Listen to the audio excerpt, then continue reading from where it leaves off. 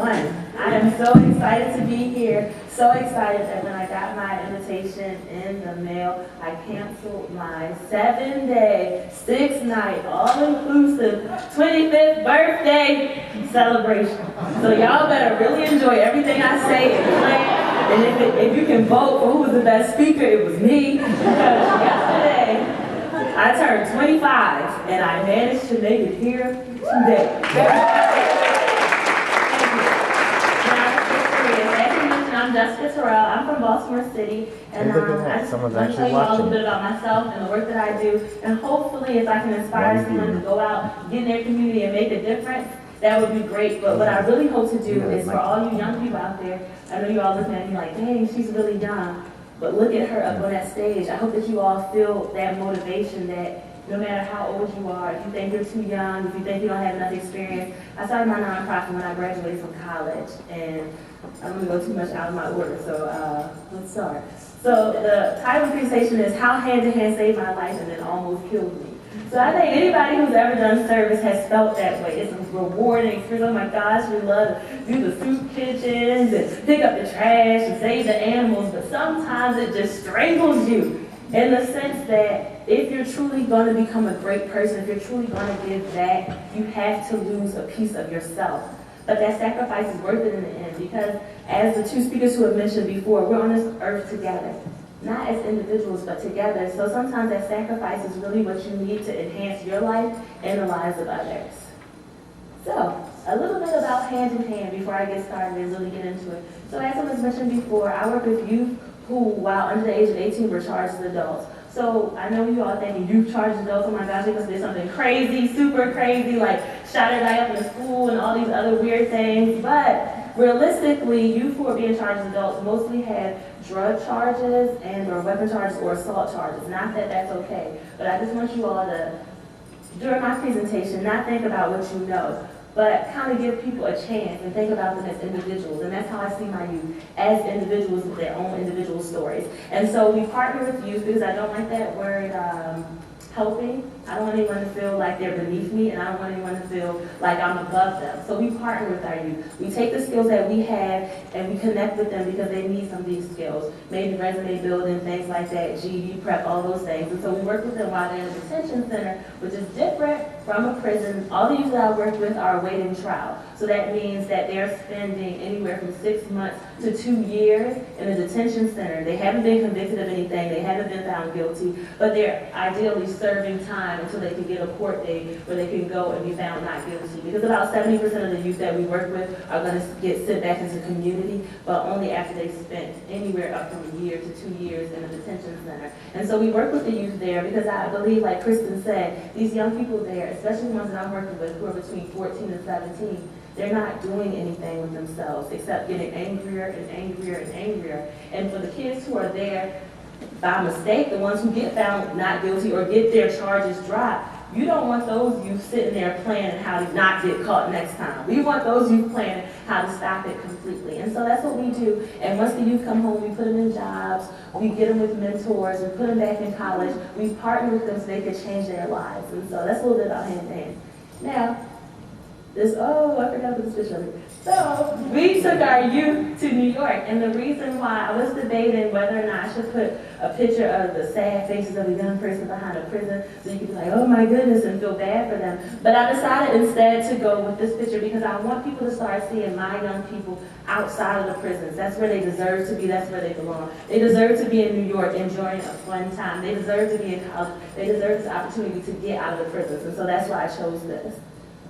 All right, let's start at the beginning. That's little Jessica back in the day when I had the nice little hump in the things. I know you all remember the hump back in the day. That's me. And I wasn't born in Baltimore. I know, don't boo me. I'm not from Baltimore, but I was raised in Baltimore, and I love Baltimore. And so I come from a single-parent home, and just really what my mother always taught me was that our lives are here to empower others. And so when you grow up in a single-parent home, if any of you all have had that experience, sometimes it can be a struggle. You see your friends who have fathers, you see your parent, the other people who had money to do a lot of extra stuff. There were some times when I couldn't get those new pair of shoes. There were some times when I couldn't get that ride because my mom had to work. But I think it made me a stronger person. And so I'm grateful for my mom. Shout out to my mom, she's here. Just want to put that, my whole family, my mom, my brother, my dad, my best friend are here. But that's what started the beginning with me. And so that's a little bit about me. And then I went to City, which is the best high school ever in Baltimore City. And then right after there, I went to Johns Hopkins. So that's where my love affair began. So, oh, somebody loves Hopkins. Don't know about that. But my love affair began with Hopkins, and I was so excited because at first, when I was applying for college, I was like, oh no, I gotta get out of Baltimore, I gotta go to New York. Baltimore is too small, it's kind of country, I wanna be in New York, fast-paced, fashion, and all those things. But it was actually at Hopkins that I learned to love Baltimore, and I learned to love the place that I grew up, even though I went to school literally 2 minutes from Hopkins. I went to City, and I just walked right up the street and moved in my dorm, and it was really exciting. But it was at Hopkins that they really pressed me to find my voice, because I was a Baltimore scholar, and I know everybody in here has heard of The Wire or seen The Wire. And so when you have a lot of people who are not from Baltimore coming to Hopkins saying, oh my gosh, it's like The Wire, it's so dangerous on Green now, I'm gonna get shot and step on needles. And I'm sitting there like, really? I went to school down the street from there. I've never stepped on a needle. So we can get over that. But when you go to a school and everybody's constantly saying that, you find yourself defending your hometown. Never was I so passionate about Baltimore until everybody kept saying how horrible it was. And all of a sudden I was like, no, it's great. We have this, we have that. And I was like, as I was listening to myself, I started to say, oh, wait a minute, we really do have that. So it wasn't just like me being angry, it's more like me saying, we have all these wonderful things. And it's there it happens that I was like, I love Baltimore, I want to stay here. I have to do something, I have to partner with my community, because I wanted to show those people that this was a beautiful city. We had a lot of issues, but it's a beautiful city. So that's where my love affair began with Hopkins. Now, anybody in here who's graduating, I don't think y'all graduated yet for all the seniors. I know you guys are about to walk across that stage, and for some of us, not that many, but for some people like myself, I did not know what to do after I graduated. I just kind of was like, I had this degree from Hopkins, that's exciting, but now what I'm supposed to do, because for my whole entire life, I thought I was going to be a doctor, hence I go to Johns Hopkins. Got to Johns Hopkins the summer before, I went on this little kind of pre-doctor kind of thing for young people, and realized that I don't like sickness or blood or dead people. I was like, dang, man, I had a plan, I had a future.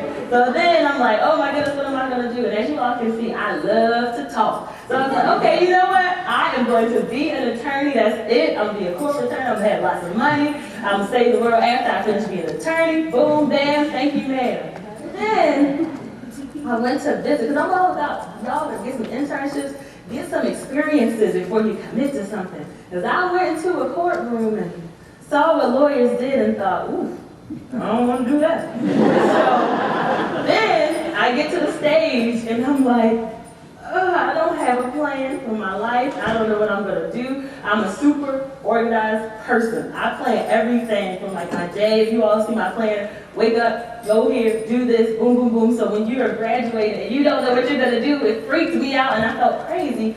So one of my mentors told me that I should apply for the Baltimore City Mayoral Fellowship. I was like, okay, whatever. I'm not really doing anything else when I graduate, so I might as well go and do that. And it was there that I fell in love with this idea of working with youth charged adults. And so I call this hello death in the form of a calling. Because what I really want to stress to you all is that to become great, you have to sacrifice. And you'll find that once you do that sacrifice, some of that stuff that you're giving up is not important. And it'll seem at first like, dang, I really wish I could go to happy hour every day now that I'm 21. But then you're like, oh, I got to volunteer today. I have to do this with my kids today. I have to do that. And you realize after a while that this is so much more fulfilling. And so go to rewind back when I finished from my Mayoral Fellowship. They basically that summer had asked me to look at what was happening with youth charged adults. Of course, I didn't know who that was. I didn't know how many we had in Baltimore, but it was through that internship that I discovered that each year alone in Maryland, we charge 1,250 youth as adults, with the majority of them coming from Baltimore City, and nationwide, we charge about 200,000 each year as adults. That's not including the youth who have already entered the system. That's just the new youth that they keep piling on. And I thought, this is crazy. And so I went to the prison. I'm like, Kristen, I actually wanted to go into the prison. I was like, can y'all sign up for me to volunteer? I want to meet some of these people I want to go with. Because I'm like, I think Andrew said, breaking the peace. And I like to do that. I don't like the peace. I don't like the norm. So I was like, send me into the prison. So I went into the prison. I met these kids, and I was just like, it's so many kids here. When I first got there, I thought it was going to be 4 or 5 kids. It was hundreds of faces looking at me. And I asked these kids, like, why are you all here? And I say kids because they're 14 to 17, so they are young people. I said, why are you all here? Like, what's going on?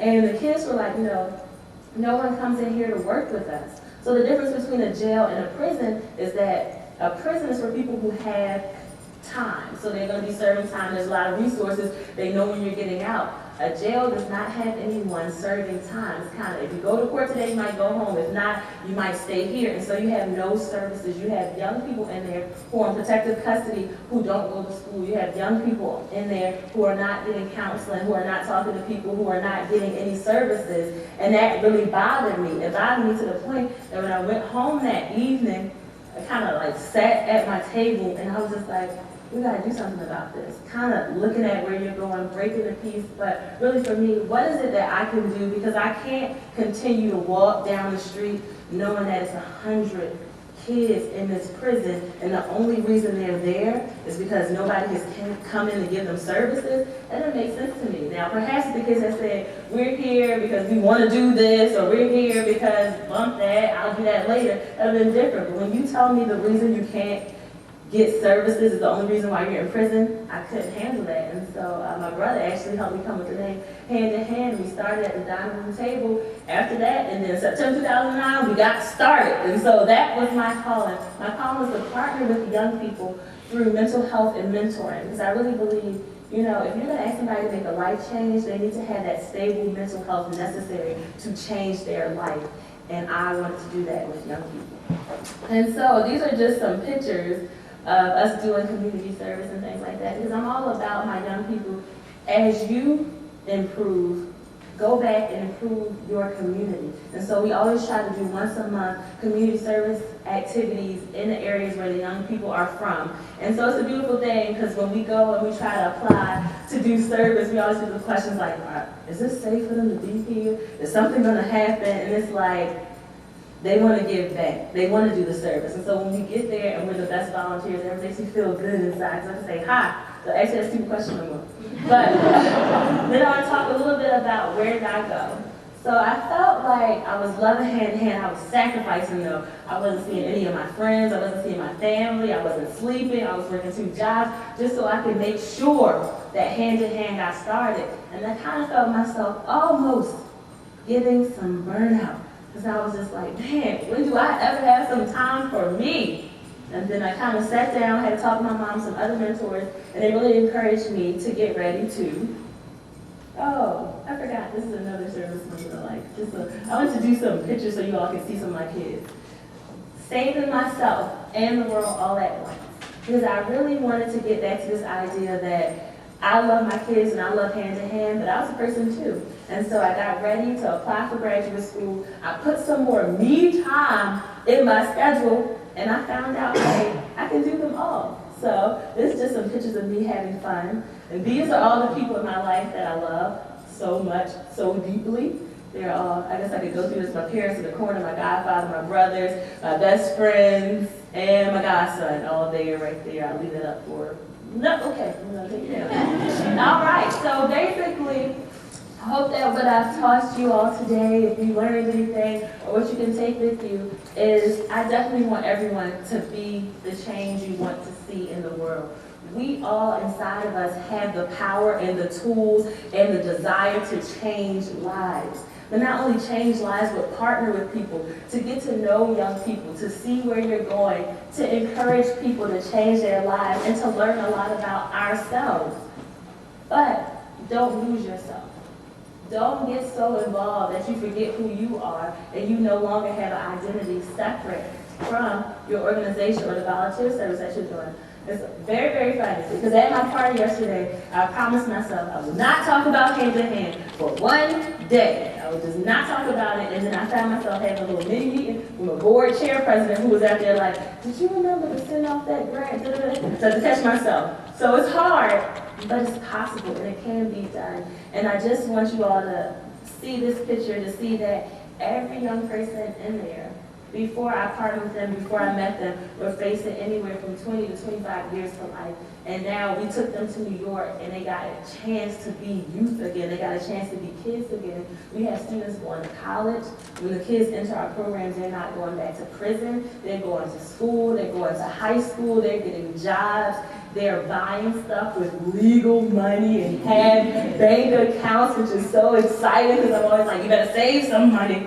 But also, they have friends in us. My youth are like my friends. They're not below me and I'm not above them, but we are partners. I talk to them. All my kids text me yesterday like, happy birthday, hope you're having fun.